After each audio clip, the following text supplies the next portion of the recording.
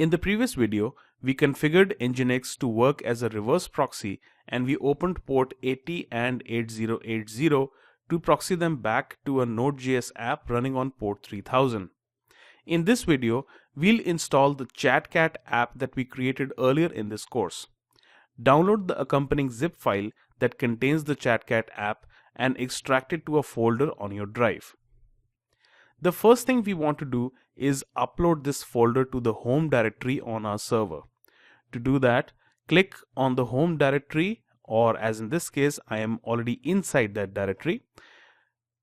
Click on File followed by Upload Local Files.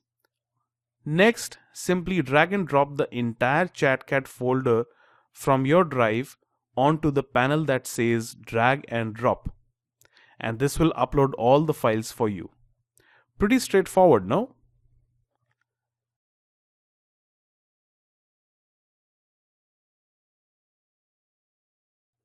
Now let's terminate the test.js app that has been running all this while by pressing Ctrl+C on the terminal.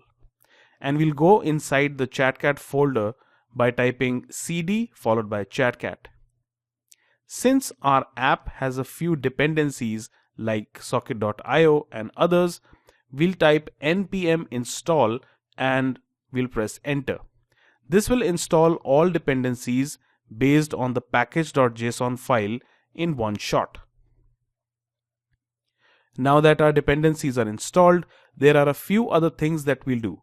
First up, let's open the production.json file from our config folder like so.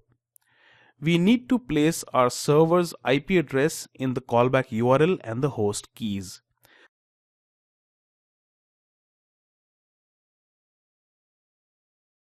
The host parameter is required by the view templates, the HTML files, to access WebSockets. Here, since we have allocated port 8080 for all socket.io communication, do ensure that the port stays listed as is. Now, if we go inside the views folder and open our index.html file, you'll notice that our style sheet and the login with Facebook image are being loaded in from a relative path here. Since this Node app is running behind a proxy, these files would be inaccessible. We thus need to create an endpoint from where all public folders are accessible and are cached. To do that, we'll go back to our configuration file from the sites enabled folder. Here, we'll add another location parameter with a route for a folder called static that hunts for files inside a folder defined by the alias command like so.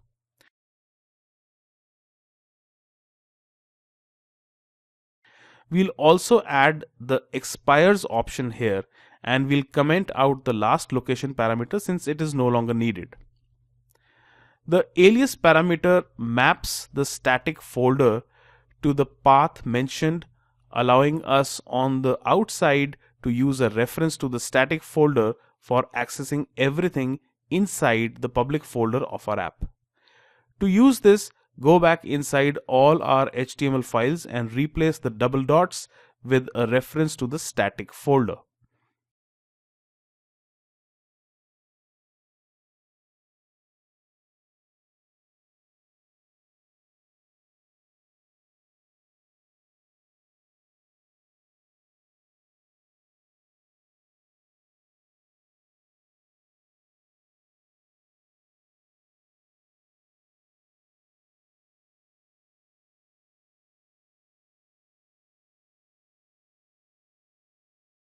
Alright, once done, let's reload the Nginx configuration.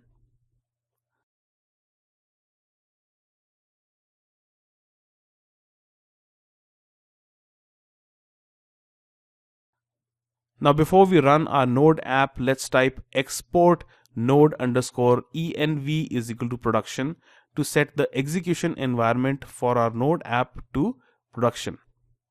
Finally, fire up the ChatCat app. And let's go back to our browser, hit reload, and as you can see, we have our ChatCat login screen. Let's click on the login button, and since I'm already logged into Facebook, so I should see the next screen immediately. If we go back to the terminal, we can see a socket handshake that has successfully happened. Now let's type something to create a chat room.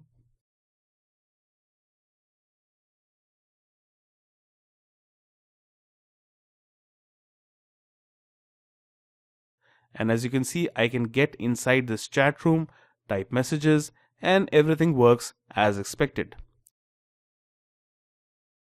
To ensure this app works properly, make sure you go back to Facebook on developers.facebook.com, and under apps and ChatCat, or the name of your app, go inside the settings section and ensure the site URL is correct.